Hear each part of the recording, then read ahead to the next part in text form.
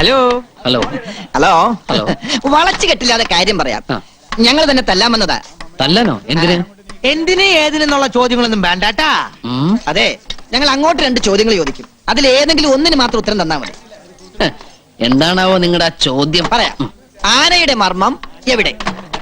ആനയുടെ മർമ്മം മസ്തകത്തിൽ. അപ്പൊ തന്റെ മർമ്മം എവിടെ? എന്റെ മർമ്മം എങ്ങനെയുണ്ട്?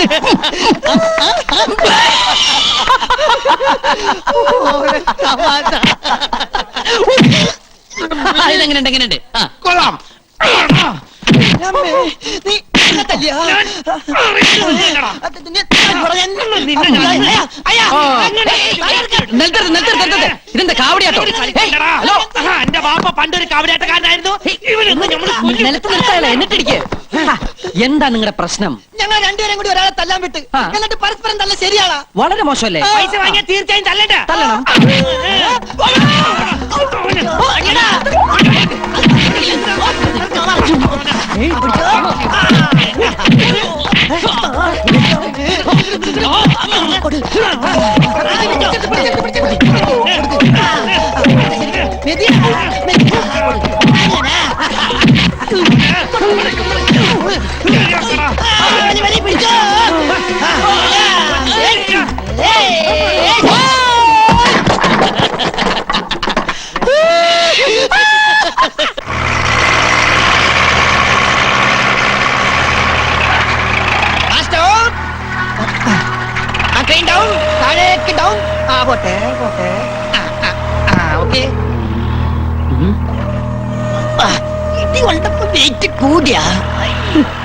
അവന്റെ അച്ഛനെയൊന്നും ഉമ്മർത്ത് കാണില്ലല്ല.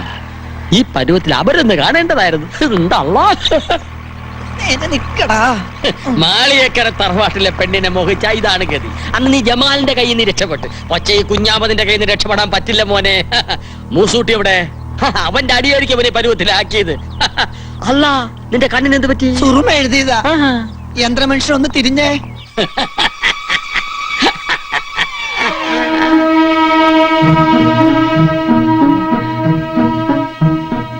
നീയാ?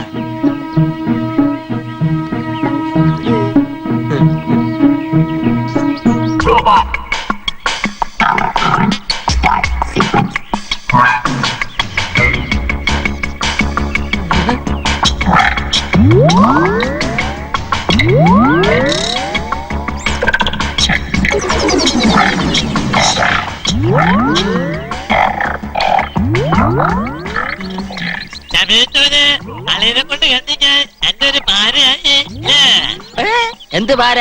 10,000 രൂപ നമ്മുടെ നെണ്ണി മേടിക്കുമ്പോ നീ ഓർക്കണമായിരുന്നു. എല്ലടാ സാക്ഷി? അതെ, ഞാൻ ഇനി പലതിനും സാക്ഷിയാകേണ്ടി വരും.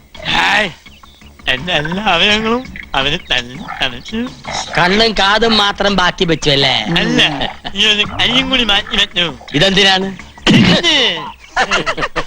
എടാ മൂസൂട്ടി, അന്റെ അടി നമുക്ക് വെറും തൂവൽ സ്പർശാണ്.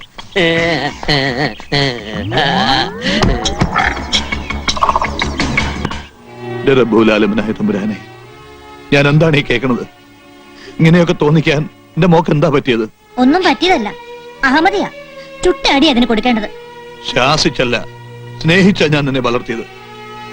ആ വല്യമ്മാമയെ നീ പരീക്ഷിക്കുകയാണോ? ഈ മാളികേക്കര കുടുംബത്തില് ഇങ്ങനെ ഒരു നാണക്കേട് എന്റെ ഓർമ്മയിൽ ആരും ഉണ്ടാക്കിയിട്ടില്ല.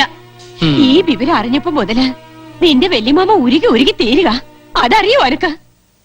എന്റെ ജമാലെന്നാണിത് അറിഞ്ഞ എന്ത് പുകിലായിരിക്കും നടക്കുക. എന്തിനാണ് എപ്പോഴും നമ്മളെ ഓർമ്മിപ്പിക്കണത്? കണ്ടില്ലേ, എന്റെ ശരീരം പന്നി ഇറങ്ങിയ പാടം പോലെയായി. ഇവന് കിട്ടിയ തല്ല് ഒന്നൊക്കെ എന്നൊരു താക്കീതാണ്. അല്ല, ഓൻ നിരപരാധിയാ. സത്യം പറഞ്ഞ ഓൻ ഉള്ളതുകൊണ്ടാ ഞാൻ ഇങ്ങനെയല്ലേ രക്ഷപ്പെട്ടത്. പന്നി. ഹായ്. ഓടാൻ അറിയാവുന്നോണ്ട് ഞാൻ രക്ഷപ്പെട്ടു. പിക്കാസും കട്ടപ്പാരിയായിട്ട് ഓന്റെ ജോലിക്കാര് കൊല്ലാൻ ഒങ്ങിയപ്പോ ഓൻ ഒറ്റൊരുത്തൻ തടുത്തോണ്ടാ എന്റെ ജീവനെല്ലാം ബാക്കി കിട്ടിയത്. എന്റെ സ്റ്റെബിലൈസറിന് അടി കിട്ടിയത്. പാപം, കല്യാണം കഴിക്കാത്തൊരു ചെറുപ്പക്കാരനാ. ഇനിയുള്ള ജീവിതം എന്തിനു കൊള്ളും?